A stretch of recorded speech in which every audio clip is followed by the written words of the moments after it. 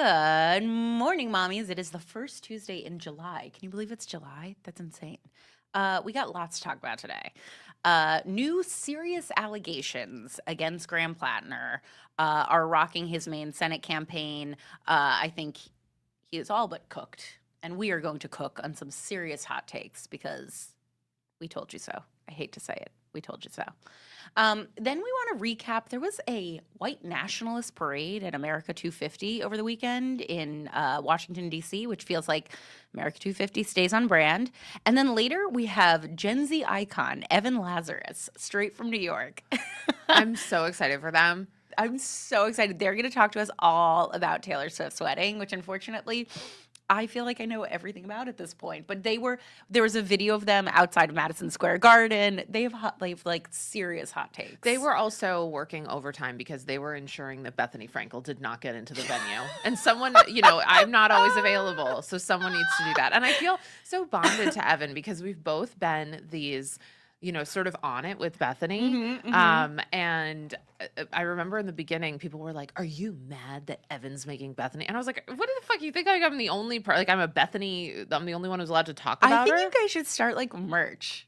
Like those FBI hats that you get in Venice that are like female body inspector. It should be like feral Bethenny inspectors. Yeah. Well, speaking of fucking feral. Okay. If you're under a rock, which bless you, you should be. Yesterday, Politico is out with this news story of a woman in Maine who came forward with incredibly credible allegations of, can we say the R word on No, not really. I'm sorry, y'all. It's TikTok Live, so we have to be careful.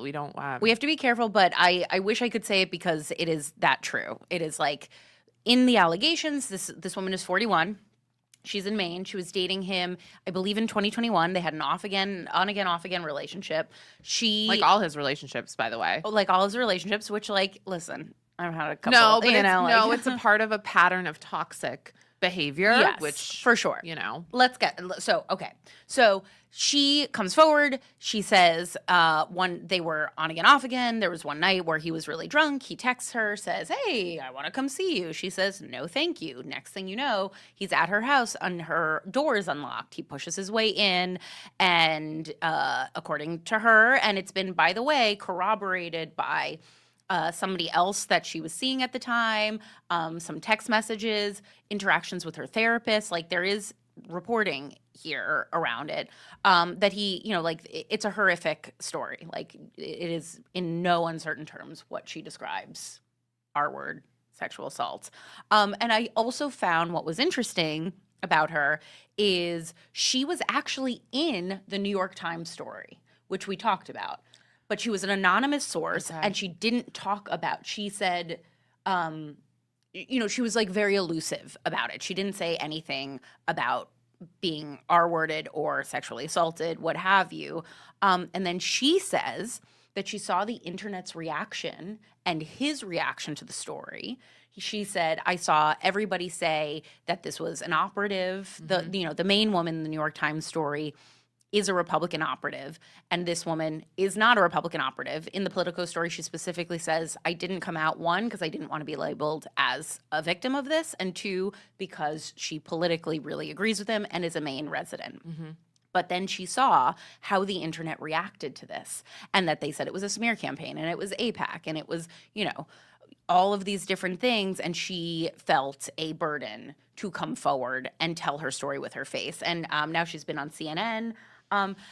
Let's quickly, before we start to cook, because I know Meredith and I have been champing. We haven't even really given one of our takes yet because we're waiting to But let's see. Graham Platner released a statement. Let's play just a tiny part of it. Talk about where we're going to come out. Regardless of the inaccuracy of the report, reality it will inflict. We are taking the time to reflect on the best path forward for the state that I love, the people that I love, the movement I belong to, and the goal of defeating Susan Collins. Those were the goals when we launched this campaign, and they remain my goals today. So, what he's saying there is I'm stepping back, but I haven't ended the campaign. He also, by the way, once again says that these allegations are not true, which man, I'm sick to death of men. Under current Maine law, if he withdraws by July 13th at 5 p.m., the Maine Democratic Party, who has put up a statement and said they are ready to do this, can put forth another candidate by July 27th at 5 p.m. So there's this very, It's great. It's actually great. This is, Cook. now Cook, yeah. if you want to pretend that this is a Republican operative working overtime, they would have put this out in October. So good point. This is actually, This it's is October unfortunate. surprise, yeah. Right. This is unfortunate that it happened, that it's come out now. Yeah, it would have been better if maybe people had believed stuff months and months and months ago. You know what's unfortunate is that a very credible story in the New York Times came out in June. And before that, Jewish women and Black women were telling you, the guy with the Nazi tattoo ain't it.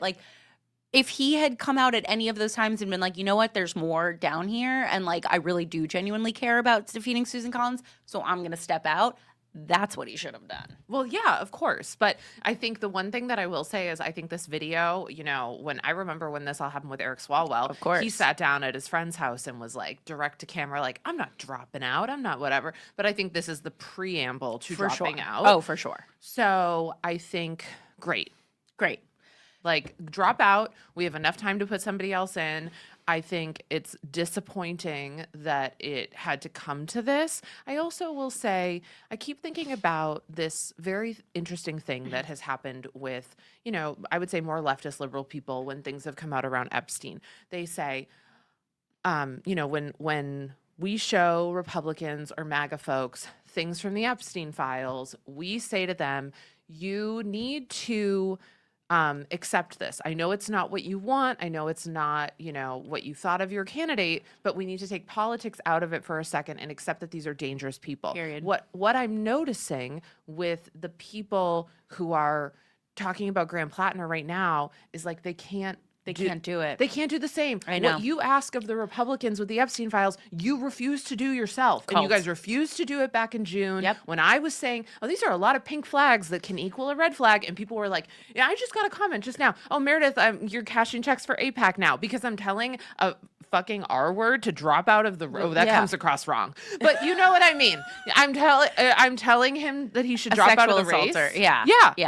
No, I couldn't agree more. I remember you and I have talked about this quite a bit, and I feel for a long time the problem was look, I guess for me, I was ugh, this sits very, very, very poorly with me. But what was more important to me, and I'm not a Maine voter, was just he kept on saying, there's nothing else left here. There's nothing else left here. He would go, I remember after the June story, he went on Chris Hayes, because I was very curious what he was going to say. And, he denied. He was there's nothing going to come out. There's nothing. He remembers. Okay, here's a question that I posed to the internet and I now pose to you. This is genuinely confusing to me. Do male politicians not remember that they assault women, or do they just not think that they do?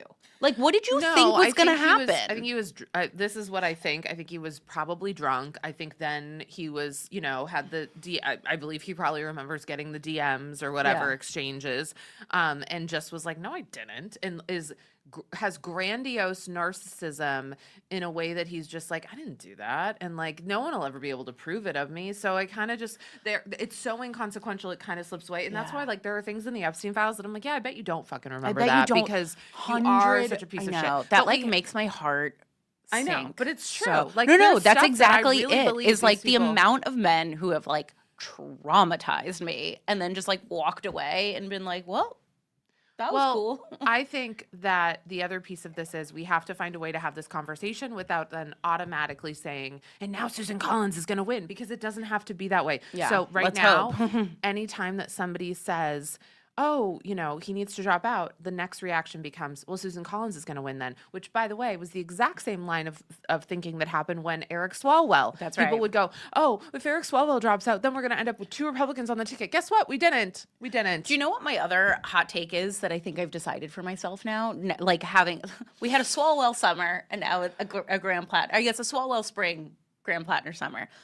I think that from now on, when I see a politician the first time have to trot out his wife in some sort of political campaign when like allegations are coming up, Right. that's it.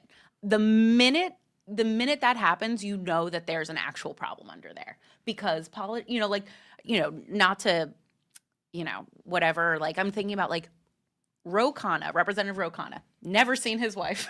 I know you didn't think he was married. I didn't even think he was married because he's never needed to trot out his wife in order to make people trust him. And I think this is what happens with politicians a lot is like they are out there doing their own thing and they're like the man and whatever. And then something will happen where the public stops trusting them and they're like, look, I have a nice lady. And the nice lady is like, he's the most wonderful dad in the world. Our marriage is complicated, but it's amazing. And the second that you get the wife out there saying, I love my husband, even if they're not like addressing, because both Swalwell and Platner have had to do that. That's PR and I'm like, 101. I totally. mean, it's PR 101. But now, isn't it a red flag to you?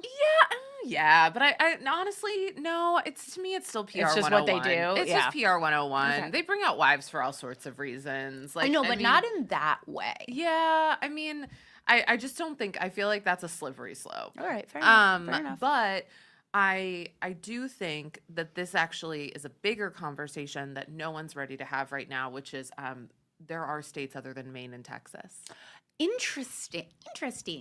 Yeah. Interesting. Because this is the problem. We have, like, yes, I understand that Maine and Texas are the two states that we feel we could win. But what if the Democrats actually gave a fuck about some other states? Yeah. We've had Chris Jones on from Arkansas. You know, it's funny. My sister and my sister-in-law live in Louisiana in New Orleans, and there's somebody similar, like a younger, I guess not younger, but like a black progressive man running for office there. And I was like, oh, we should have him on. Like, who are these people who are popping up that are like at least disrupting the status quo, whether or not they can win in Louisiana? I don't know, like Chris Jones is running for Congress, not for Senate, but there is someone running for Senate. And the thing that drives me fucking nuts is I think one of the biggest, I talked with somebody about this when I was at Trending Up. One of she was like, she's from the South, and she said the problem with the Dems is they're never going to win if they don't focus more on the South. And like the South is not just Texas. And I think that's a big part of this problem is that we only want to talk about a handful of states.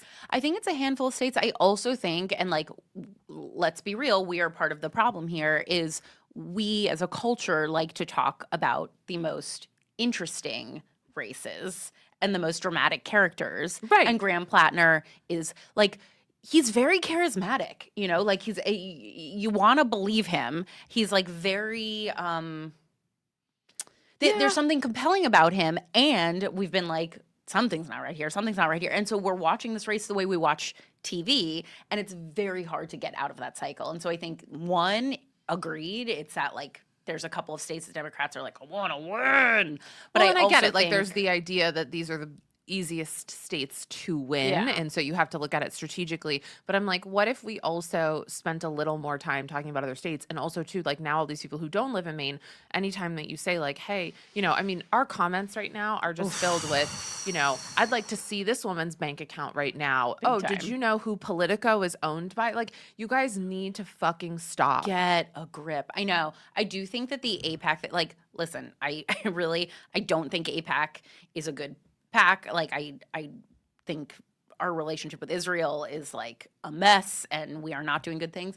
People using AIPAC as like a shield for everything is so negative. And like, by the way, AIPAC is like not even the biggest donator. Like there's so many bigger. It pisses me off that just because I have an opinion that doesn't align completely with like some way of democratic thinking, people are like, everybody, like, no, but it's like anything that doesn't align with like with like leftist values is like, oh, you're an AIPAC shill, and it's like, well that's so really who's gonna dangerous. Okay, so I follow this woman on Threads. I think I have to go back and look. I'm so sorry. I think it's Black Girl in Maine, and she's a Black woman in Maine. Oh, I know her. Oh, really? Oh, yeah.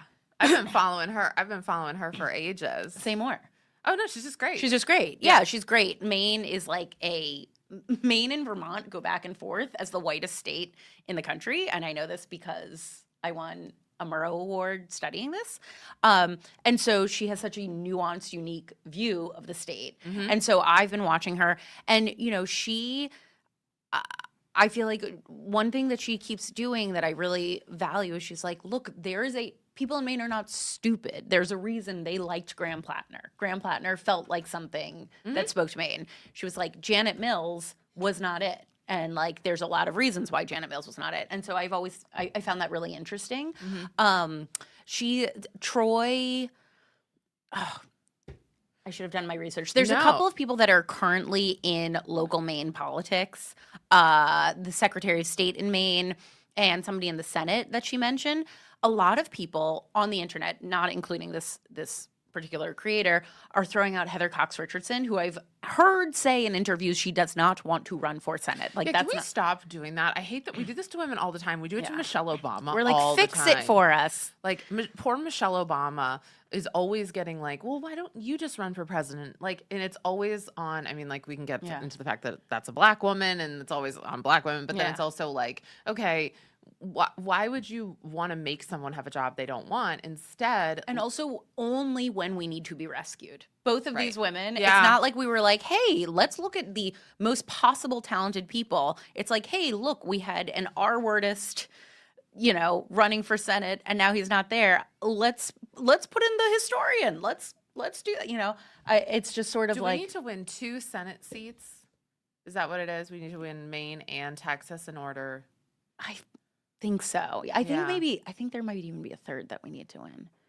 Maybe it's an easier win. I know North Carolina is deeply in play. Okay. Well, you know, we'll just have to kind of wait and see how this plays out. But I just want to say, I think by this time tomorrow, or at least by the next show, there will be no more Graham Platner campaign. That is my bet. Also, too, it's like, what do you do now?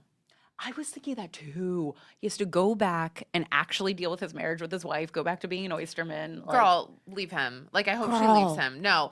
I hope Eric Swalwell's wife has left him. Yeah. I hope Eric Swalwell's How humiliating. I mean, it's not humiliating, it's dangerous. Yeah. Fair enough. Yeah, that's right. Yeah. It's actually really dangerous in so many levels. Like, you know, I don't know what kind of abuse she could be enduring at home. Yeah. Also, like, you know, if he's cheating, is her health safe? Yeah. I mean, all of these women. I know. And I don't want to put it on them of like they shouldn't stop him or whatever like that. The but thing that came to my brain is like, I'm so afraid to date men. Like, men are so scary. Yes, but like there are so like this is the other thing. I was thinking of this while I was driving here. I was like, I know so many decent men. Do you though? You think you do, and then all of a sudden, no. I know so like. I mean, yes, Mike. We love Mike. I love Mike. I love my husband. I know so many. I did a podcast last night with a guy. 2 guys were there. They seemed like I don't know 2. Well, there were 3. There were a few of us, but I might meet nice, normal people all the time. No. And that's I the know. other piece of this is that there's so many you can find a politician who no one's going to come forward and say this happened to me. But the problem is that so many of them, not all, so many of them are such megalomaniacs that they have things like this in their past. And I just don't hang out with a lot of megalomaniacs. Well, you hang out with me.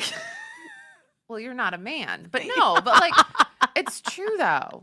Yes, there are so many good dudes out there. Yeah, I know. It's just like we say not all men, and then over and over and over again, I'm like, well, that guy, you know, like it was like the Cesar Chavez thing where it's like that guy and that guy, you know, it's just, I think that's what scares me is like, it just keeps happening over and over again in the least expected places, or maybe they are expected, but like. I think a lot of these men are the type of men who have allowed for these things to happen, and the men who like the men who I can think of in my life who like are good people and like I would say try their best to be allies because they're gonna have blind spots, have probably missed opportunities in life because they won't fuck with those types of people. So when you look at like somebody and you go, well, why didn't that person get further in the campaign? Sometimes it's like, because they don't want to fucking cover up for that person or whatever. Right?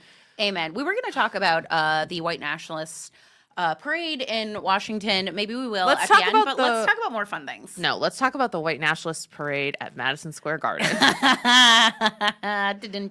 Okay. Tell us what's So up. excited so for this excited. guest. This is gonna be so fun. And they're a fan favorite of so many of us. Every time that I tell someone they were coming on, They're like, they "Oh, were I so know them. excited. My I husband know was them." watching their videos this morning.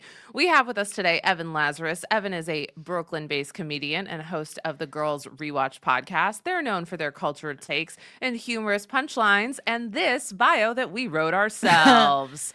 Girl, what girl are you? Oh my God. Girl, I could talk about Graham Platner all day.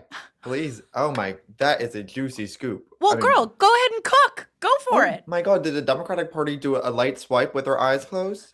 How did they not pull out no substantial evidence at all against him in his initial bid for his campaign, and then immediately everything comes to the surface. I mean, if it wasn't on Nazi allegations, how about this 7 to 10 sexual assault ones that we're seeing come up every hour on the hour? That's how I know an hour passed. It's another Graham Platner allegation. I swear, to God, it's pissing me off. And I love Maine, and it's debaucherous, like how we keep letting down that state. Yeah. Vienna is asking, what girl is Graham Platner? He's like kind of an Adam Sackler. Yeah, I think that's right, actually. What do you guys feel? That's a good question. He's a Mr. Big. I don't know. You know who he is? He's Adam, end of season 2. Remember when he was with the Shiri, yeah, he's Adam end of season 2. Yeah, he's Jessa's partner in rehab. Ooh. Yeah. Or because he gets so much money from his parents, he's like Marnie. Well, as a Marnie son, I feel offended by that, but okay.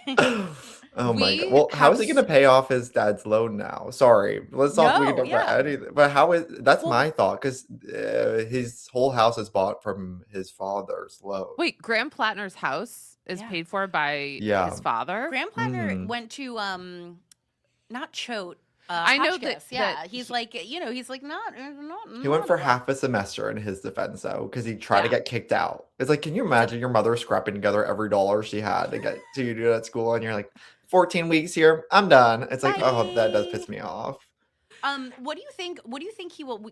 Something that we were talking about just before you get on, and then we got bigger fish to fry, so to speak. But what do you think he's gonna do now? Right? Like he doesn't have a future political career because this is such a damning thing. He's very public. Ooh, life coach. I mean, it's like, as we always see, it doesn't matter how bad of a person you are, you will have fans at the end of the day. And he's built enough good karma that there's people out there that want to hear from him still. And they always go to life coaching. They always sell a course. He's going to sell a course.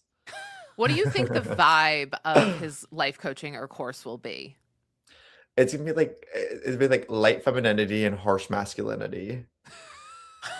Okay, this is why Evan is a genius. I love we were talking about this. It's like you were uniquely. Oh, thank you. uniquely I love you funny. guys so much. This is such a brilliant idea. Oh my God, thank you. Come anytime. You can be our Gen Z correspondent. Please, Well, I'm happy to. You and I have so many things we need to talk about, Yeah. both Oh my on God, mic and years. off mic, right? I want to get to Taylor's wedding, but first, I just want to ask you, like, what would you currently say your feelings are towards Bethenny Frankel? I will rag on her online. At the end of the day, I will say, it's like, she does a lot of crazy, weird, ridiculous things. There's such a nexus of an interesting human being there that truly shows the complexities of like what it means to be a human, to grapple with extremes on both end, like extreme success and failure, to have the background she does. But I do always have empathy for her. But online, everyone loves you. Go black and white with it. Don't you dare do nuance. Don't you dare do nuance. Don't you dare do nuance. They wag a finger at that. Not in this house. So I always carry empathy for her, and I do think she's uniquely.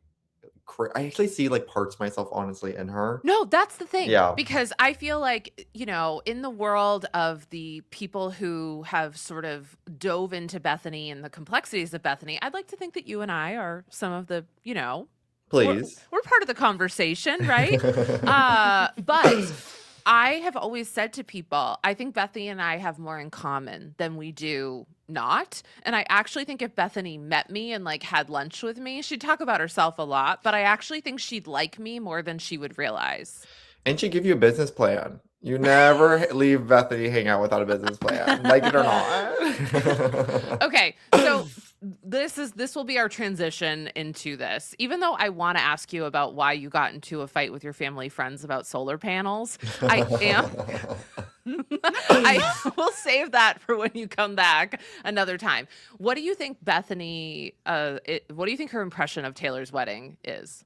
Yeah, I'm surprised she didn't talk more about like she didn't even interesting for her not to butter. I guess she's too busy with chicken salad in the Hamptons, but um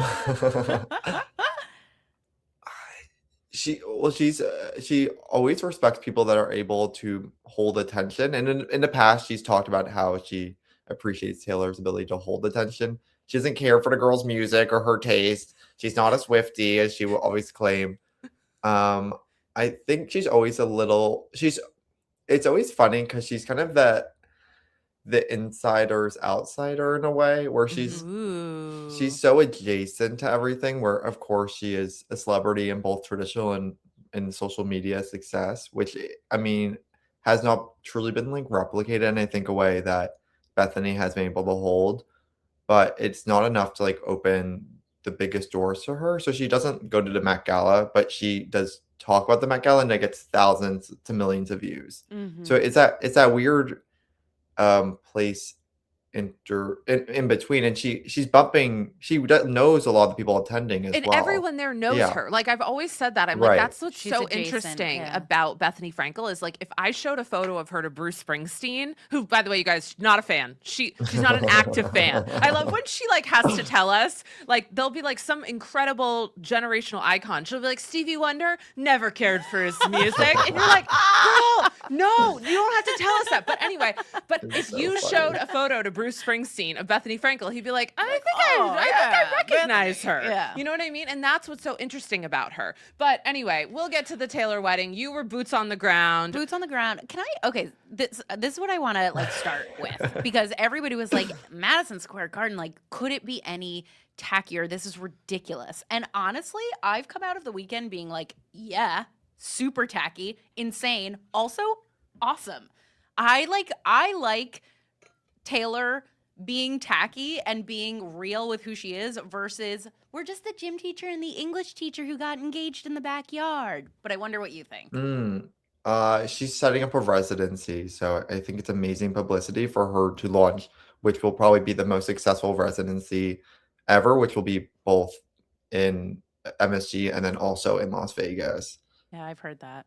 So That's you what think that I'm- this is a setup, like a life of the show girl and she's like, my marriage was there and now. It's amazing marketing. Think about it. I'm surprised it's not even announced already because walking around the premise, every sign that was able to be paid for it had that like 80, what was it, like 87 plus 13 equals 100. Congratulations, Taylor and Travis. And I just think that she knows about marketing. I do think it makes sense also. The going theory also, the reason she had it there is because MSG is known for its facial scanning technology. So any person that's ever entered a venue before, they have a profile on you. And even talking about it right now could get me banned from MSG because they'll truly ban anyone for even bringing it up. So honestly, it's some of the best security we have, even though it's in the middle of New York City. And I heard she didn't release the notes. She didn't tell people where the wedding was going to be officially until, was it like 24 to 3 days before? And I just think New York is the only place central enough for everyone to get to in such a quick amount of time. Yeah, right. When was that invite sent out? Do we know? I think the invite was sent out earlier, but they didn't tell you exactly where it was because it's just like early evening, black tie. Manhattan. Yeah. Manhattan. I mean, here's the other thing. I do want to say, like, I don't think it's fair to have your wedding like ruined by drones and helicopters. And so like that was another thing that I read about, like, oh, that's another reason to have it there. You get that security of not having people, whatever. But I will say I didn't know that much pipe and drape was available in the continental 48. That's a lot of fucking pipe and drape, okay? And like there is something that was like sort of like weirdly Weird. like chuggy about that. I thought the whole thing was really weird. I mean, I guess good for her. She pulled it off, but I heard that they had 20-minute vows each. Oh, my- so did I thought not- it was oh my 10 minutes, God. 10 minutes. No, I heard it was 20 minutes each of them in Madison Square Garden. Travis wrote his own. I mean, probably not. They were Probably probably Taylor better was than like, hers. this was my first and second album. I also heard she walked down the aisle to her own song. Oh, she did. She did. Speaking of megalomania. Okay, Evan, how do you That's feel kinda about beautiful, that? actually. Really? I mean, if I wrote a song so beautiful and I would walk down the aisle to it. Are you a Swiftie? I'm not like a full Swiftie, but I do enjoy. I don't hate Taylor Swift. I think she's so interesting, and there's moments I dislike about her. But her music, I'm like, girl, a beat is a beat, and if I can move and groove to it, it's like I'm not a hater of that. A beat is a beat. Do you remember when, now I'm going to date myself a little bit here, Mariah Carey, when she had the twins with Nick Cannon when they were born, she had Always Be My Baby on, like when, you know, they were pulled out of her womb. Yeah. Okay. And people were like, they vilified her for that. They were Really? like, how Leave Mariah narcissistic alone. to play your own music. And I remember thinking, well, like, these fucking twins have just heard her voice for the last Yeah. 9 months. You might as well. But I feel like that's, you know, that's a little bit of the Yeah. Mariah Taylor double standard. I also want to ask Evan, what do you think? So, like part of the, you know, she could have tried to do a very, very, very like a Zendaya ultra private wedding with her and just Travis, and then it seemed like she's like, I wanted the opposite. She was like, I want every mega celebrity. Like, what did you think of the guest list? In terms 1,000 people, Jesus Christ! 1,000 people, and it was like it was like watching the Met Gala or a royal wedding, where it was like A-list. It was like, right? It was like very I kind of love it. I mean, she just wants to like use her power, and Yeah. she did. She just wanted to do a quick. I mean, this is what I do for my own birthday. Honestly, is I will go. MSG. I do my birthday MSG style, where I just invite everyone I've ever met before. And I'll go on Partyful. I like close my eyes. I press invite all past guests. It sends it out to 600 people, and I go, "Who's gonna come?" Who's You know, gonna and come? that you're just showing you want to be reminded of like who you like, how influential you are in your community, and who's gonna show up for you. I love And that it. is just a powerful check-in. And if a wedding's not a better time for a check-in, I don't know what is, because she honestly probably didn't even know the status of part of her relationships with people. So Yeah. this is a great way to know Yeah. if people actually cared about her or not. Yeah, that's a really It's too good much point. time to ask everyone individual conversations. He invites them to a wedding, girl. It's a high bye, but you at least know the state of mind. Like I saw Ronan Farrow was there. I was like, Well, Ronan yeah, but think about Farrow. it. Well, no, think about it. Very strategic. She had all the GMA anchors there, Ronan Farrow there. That way, whatever scandal comes up in the next couple of years, she's got a little, you know, good grace with Ronan Farrow, Yeah, with the that's a good GMA point. anchors. Yep. Okay, here's another thing Please. I've heard. This No is Glenn Kardashians Murdoch. went. Well, by of the way. course, no Kardashians went, I don't know. It was very A-list. That's a good point. I but hadn't. they don't get along. Yeah, the Oh, I guess Kanye that's beef. right. Kanye, that beef. would be Alright. yeah. But I did hear a rumor. Pray tell. And I do need to know Evan's opinion on this. I've heard a rumor that it was a buffet. Oh my God. I honestly kind of wait. I know you guys are gonna be like, it's cheap, it's tacky, but it's like, girl, come. Have you been to a wedding? They never give you enough food, and like the things you want. I'm always into play. I'm either. It's either they serve you something you would never touch with like a Yes. fork or a knife, but it's forced in front of you. I went to a vegetarian wedding the other day, girl. Please, I have that 2 less happened in family Boston, friends. right? It happened in Boston. Vegetarian Was it wedding? the solar panel friends? No, different family friends. I just feel like Wait, that's what's your beef rude. with Boston? You know I'm from Boston. I've been there. I'm kidding. Shots My family's from fired. Boston, Massachusetts area, so I know it very well. I just think it's very puritanical, and it had like more of an essence of art around it. And now it's just Emerson University. And vegetarian weddings. vegetarian And weddings. vegetarian wedding. It is beautiful though. I don't disagree with you on the fact that, like, I also feel like anytime I go to like a wedding or something like that, I get home and I'm like, did I actually fucking eat? Like, I know Yeah. I ate, but you never feel full, right? Totally. But here's the deal. They are saying that the buffet was really overcrowded and no one could get food. And I just feel like that is really the nightmare. Yeah. It doesn't sound to me like a wedding and more like a Taylor Swift performance where there was some food there. Yeah, yeah. There's not Like a a lot of square gala? footage actually. Like MSG is of course huge, but I mean, thinking for 1,000 people on that size of a floor, it's actually not as expansive as you Yeah. think it is. I agree. Especially because you Right. have to take it up with tables and the whole setup they had. I'm like, you're only occupying a 50% capacity already. And then 1,000 people mobile on there. That I don't know. I don't know how big that is. People are going to have to go into the stadium seating. That's what I figured. Yeah. I would have been up in the loge with like my girl Gigi Hadid or something Yes. hiding. Where are they peeing? Where are they peeing? Are they peeing in the general MSG bathrooms? Because those are like, I that's think not. so. I think so. Oh my Do you think that there were God. like attendants there? Do you think they like thought that far? It's a really good point. I hadn't thought about that. That's what But I want to see. The bathroom always dictates to me how nice an event is. I think that's a really good. Evan is dropping like life advice. Do you know what I mean? Like, I never think a Yes. restaurant's only as nice as its bathroom is. Yeah.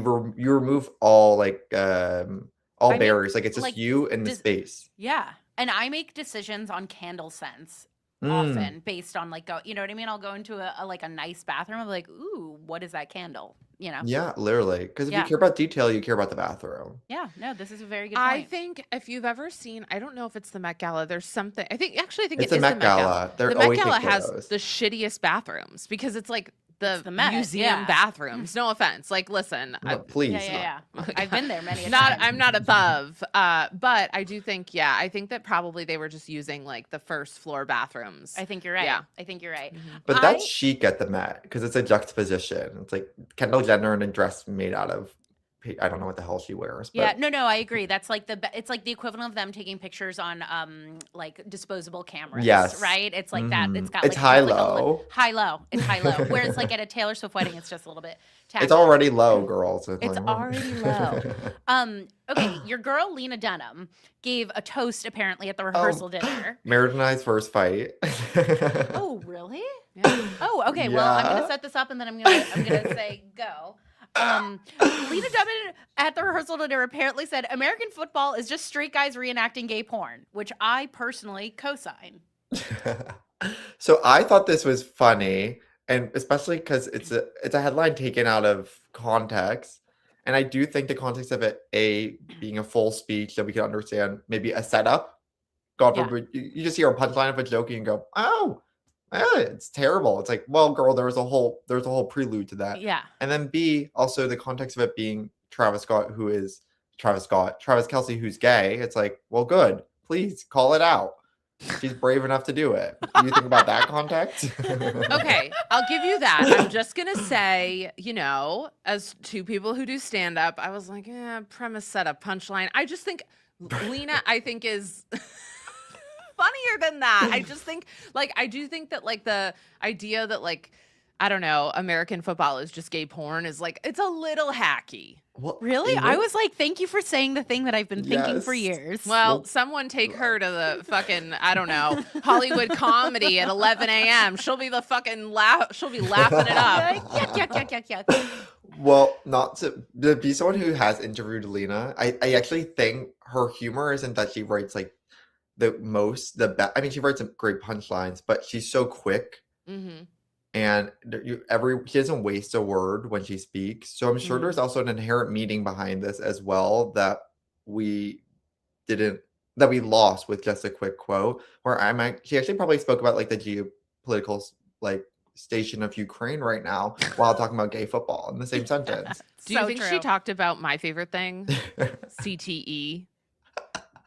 If you Well- want to, can you imagine how much CTE was crawling around that wedding? That That's wedding true. was Funny. I'm like, I'm fucking sure none of them trauma. remember it. If it And none of happened. them remember it. Wait, you also on Juicy Scoop, I saw this. Your hot take Oh, is Taylor and no. Travis PR couple. Do you Wait, still believe this after Oh, their so I think they're 20-minute both vows? gay. I think it's a lavender marriage. Well, I'm like, what's gayer than a 20-minute? I mean, it's okay to be gay. It's not a Oh big deal. my God. It's beautiful. That's okay to be gay. It's okay to be gay and It's married like in a lavender- 1999. Well, I got in big trouble with that clip because I said I was the first people to ever say Gaylor outside gay Taylor to boomers before, which has been circling around my community for thousands of years now. So I thought I said doing the most contrived shit ever. I go, here's Evan with another contrived point. But it was new to the boomers, so it upset them to hear it. Oh, it was a new audience. Okay. Mhm. Speaking of something that wouldn't upset the boomers, I think. This is just to, a little different. But Dave Portnoy has said that he might run for mayor of New Dave York. Portnoy, who is not invited to Taylor Swift's And wedding. he's really mad about it. He's really upset. He's been Really?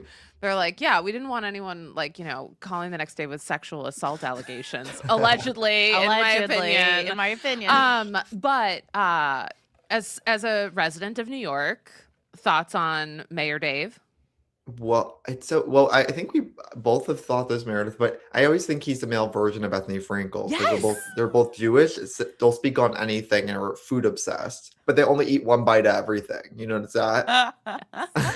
Honestly, they'd make a great couple.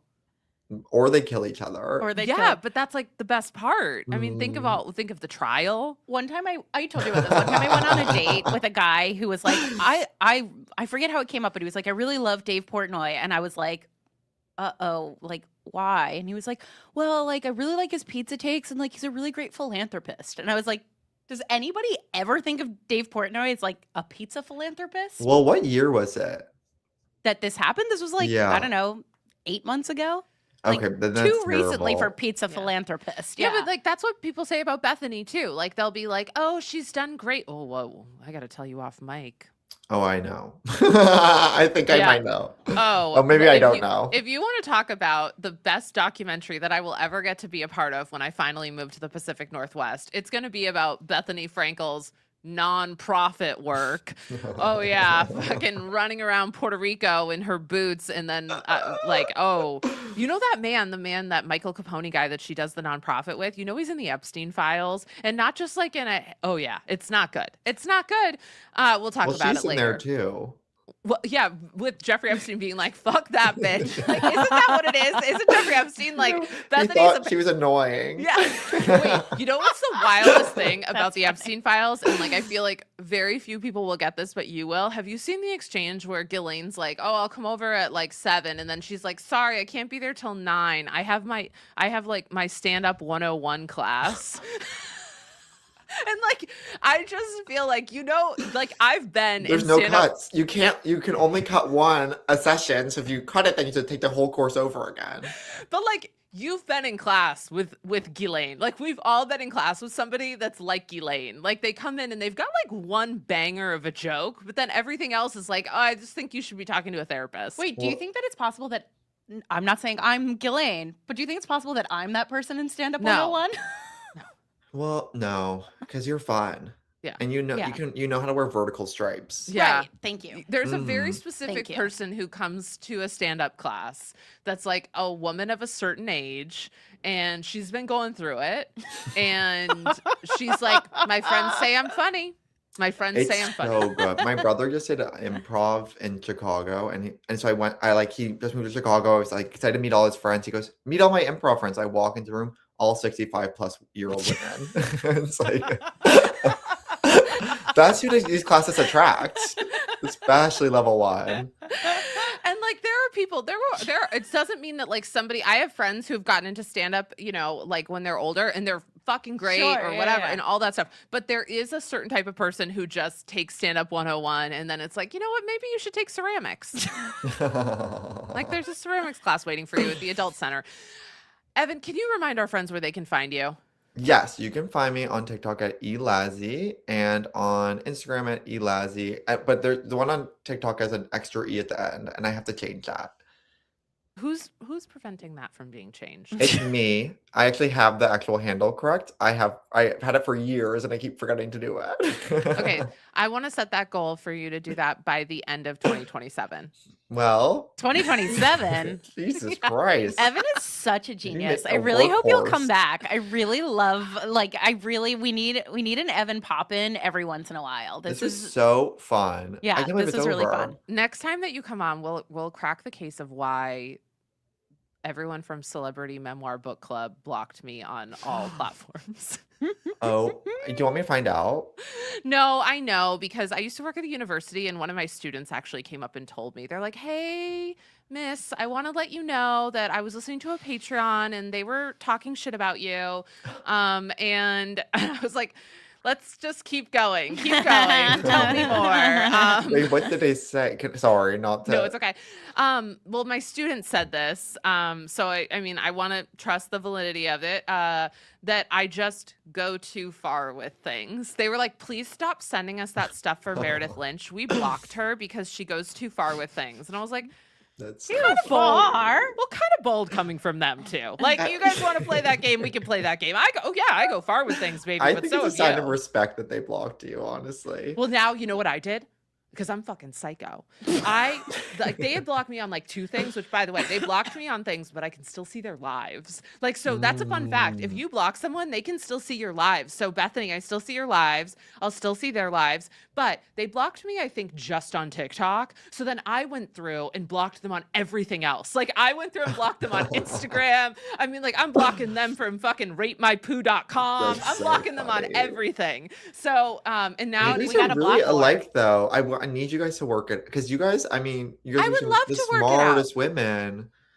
Text them and tell them because And the other you day guys are ones somebody, with true opinions. So few people have Do you their remember opinions. when Mark Zuckerberg and I think it was Elon Musk were challenging one another to a cage fight? oh, I know, I don't want to do that. I think that's how this ends. I think you and me, A book brawl? cage fight. A No. book. That's right. Exactly. We're just gonna read books and yeah, that's it. Okay, fair Yep. enough. Anyway, text them Evan, and you tell are the them best. I'm sorry for what I did. Oh, thank you guys for having. This was so fun. We'll see you You soon. guys are the moment. Oh no, Oh no! I was like, what went flying? Bye. my straw. What a delight. So fun. So fun. So much fun. So fun. Do you think they're younger than I am? Who the I'm just joking. who Evan? Yeah. Oh, yeah. Yeah. They're much younger than you, sweetie. Okay. So, What's having a what moment for what you? time is it? I don't even It's- know what I time know, it is. we're- Oh, we we're- need to wrap. yeah, we gotta wrap. What's having a moment for me? I mean, I just think like I want to thank me. No. I didn't like when I learned that stuff about Graham Platner a few months ago, or a month ago, I was like, fuck this dude. Okay. Yeah. And You heard it here first. well, and I did a podcast last night, and what one of the hosts said to me is they were like, so you like really are rooted in your values. And I was like, As opposed to, well, no, because like I mean, they were saying it as a compliment. Like we were talking but about. I mean, like, what? How do you? I don't know. That's just such like a like. How do you live your life? Sir? No, I think no. It was a woman, but I think Okay. they do too. But what we were talking about was sort of like my content journey and the things that I've walked away for, the things that I've said no to, and you know it pisses me off when I get comments saying that I'm now paid by AIPAC because I don't want someone who I'm worried could hurt young women in the office. with their new power, right? Right. Like you can't give somebody like that more power. Right, They're I'm- not going to do better with more power. my tax dollars going to fucking HR trainings so Graham Platner stops assaulting women in his office. Like Yeah. that's what's gonna happen, Yeah, you guys. yeah.